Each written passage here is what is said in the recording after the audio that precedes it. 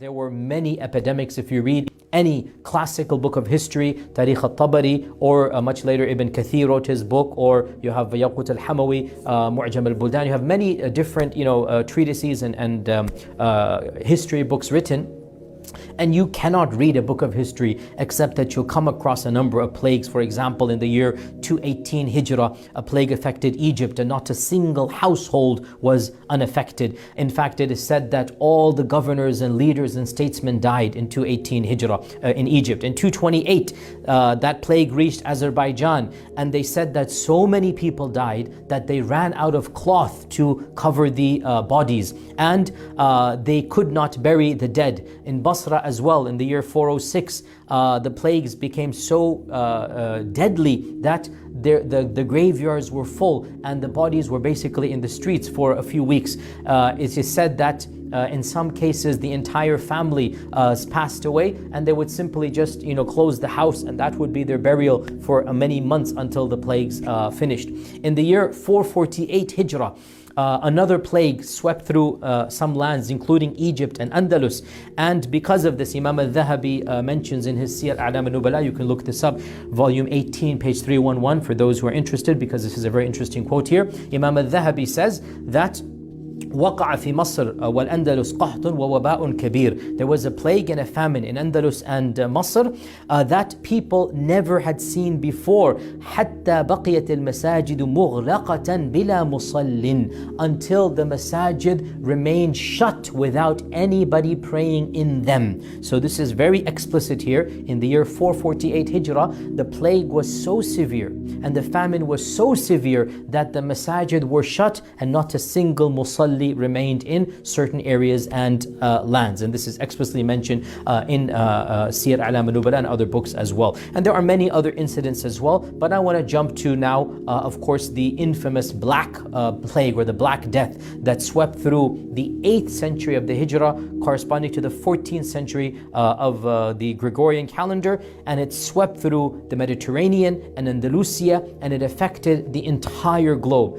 Of course, the epicenter was Europe, but it affected the entire globe. As I said, this plague, the bubonic plague or the Black Plague, it was the greatest plague that recorded history has ever seen. And once again, in a number of regions, the plague was so severe. Let me quote you from the famous historian Al-Maqrizi, who writes in his book As-Suluk, volume 4, page 88. And I give these references because, again, sometimes people doubt, like, oh my God, how can this be true? Look this up yourself. Al-Maqrizi writes in his Kitab As-Suluk on the Black Plague that occurred in the year 749 Hijrah, تعطل بسببه الأذان من عدة مواضع. In a number of regions, the adhan was stopped being given. People stopped giving adhan in entire regions. وَبَقِيَ فِي الْمَوْضِعِ الْمَشْهُورِ بِأَذَانٍ وَاحِدٍ. And in the famous place that he's going to mention now, or he mentions it, only one adhan was given in the entire city. وَأُغْلِقَتْ أَكْثَرُ الْمَسَاجِدِ وَالزَّوَايَا. And the majority of masajid and the majority of monasteries where Sufis would gather together, they were closed down. They did not remain open. So Al-Maqrizi is saying the plague was so severe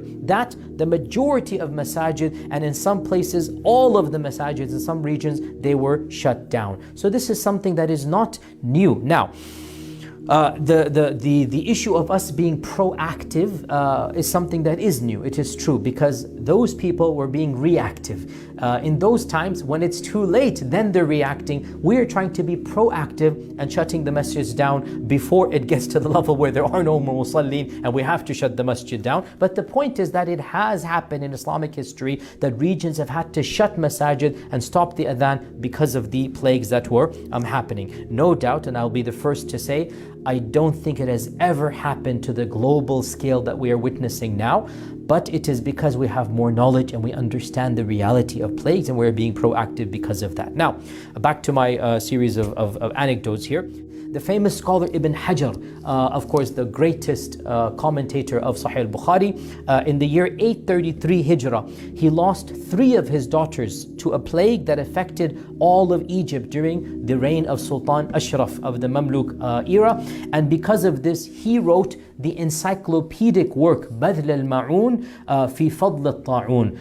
The Badl al-Ma'un fi Fadl al-Ta'un, it is an encyclopedia, over 400 pages. It is printed, you can buy it in the classical bookstores, and bookstores that sell classical works, excuse me. You can buy it in the bookstores that have these types of books, and it is a very big treatise, 400 pages. It's an encyclopedic work that covers many aspects: the theology of plagues, where plagues come from, what to do in times of plagues, the ahadith about plagues, the fiqh of plagues. And this is a very interesting book that maybe, again, Allah knows what my future lectures are going to be, but maybe we'll summarize this book in another lecture. I don't know, we'll see. In any case, some of the takeaways from this book, Badl al-Ma'un fi Fadl al-Ta'un of Ibn Hajar, and he wrote this book, subhanAllah, what an alim, what a genius.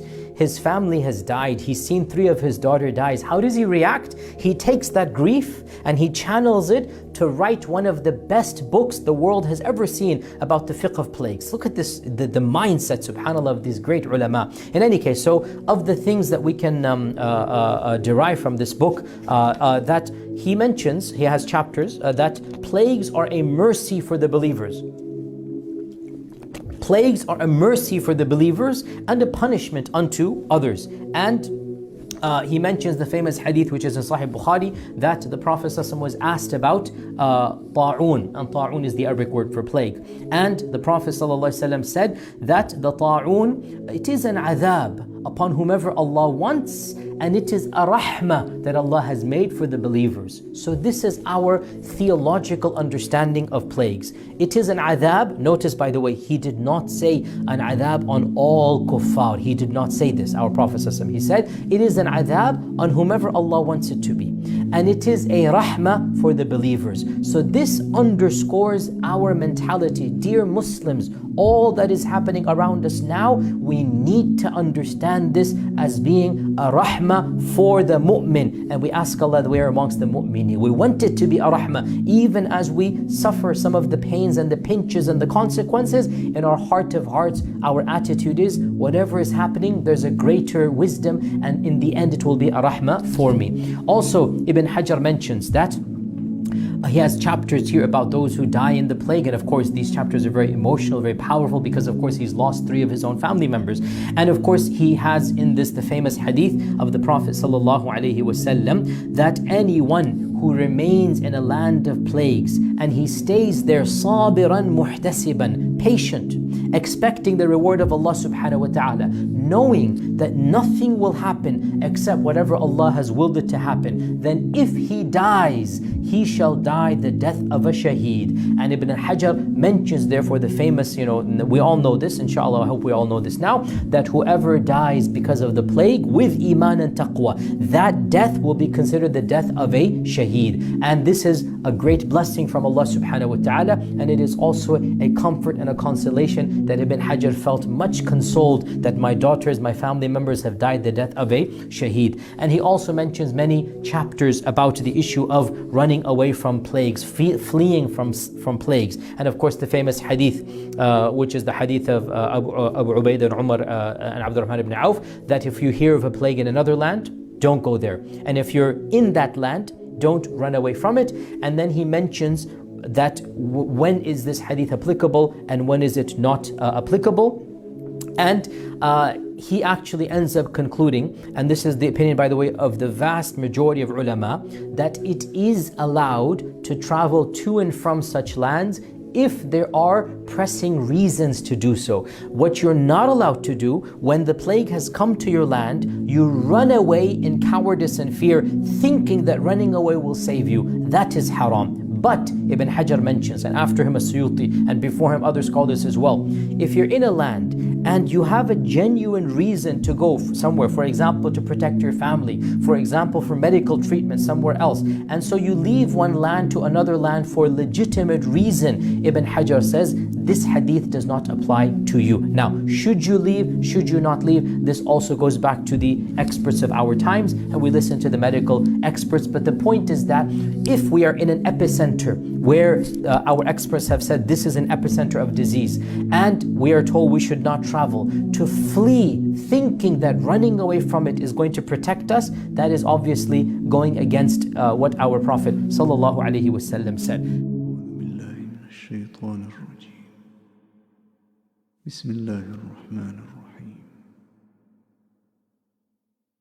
بسم الله الذي لا يضر مع اسمه شيء في الأرض ولا في السماء وهو السميع العليم بسم الله الذي لا يضر مع اسمه شيء في الأرض ولا في السماء وهو السميع العليم بسم الله الذي لا يضر مع اسمه شيء في الأرض ولا في السماء وهو السميع العليم اللهم إني أعوذ بك من الجنون والجذام والبرص وسيء الأسقام اللهم إني أعوذ بك من الجنون والجذام والبرص وسيء الأسقام اللهم إني أعوذ بك من الجنون والجذام والبرص وسيء الأسقام اللهم إني أعوذ بك من الجنون والجذام والبرص وسيء الأسقام اللهم إني أعوذ بك من الجنون والجذام والبرص وسيء الأسقام اللهم إني أعوذ بك من الجنون والجذام والبرص وسيء الأسقام اللهم إني أعوذ بك من الجنون والجذام والبرص وسيء الأسقام والبرص وسيء الأسقام فالله خير حافظا وهو أرحم الراحمين فالله خير حافظا وهو أرحم الراحمين فالله خير حافظا وهو أرحم الراحمين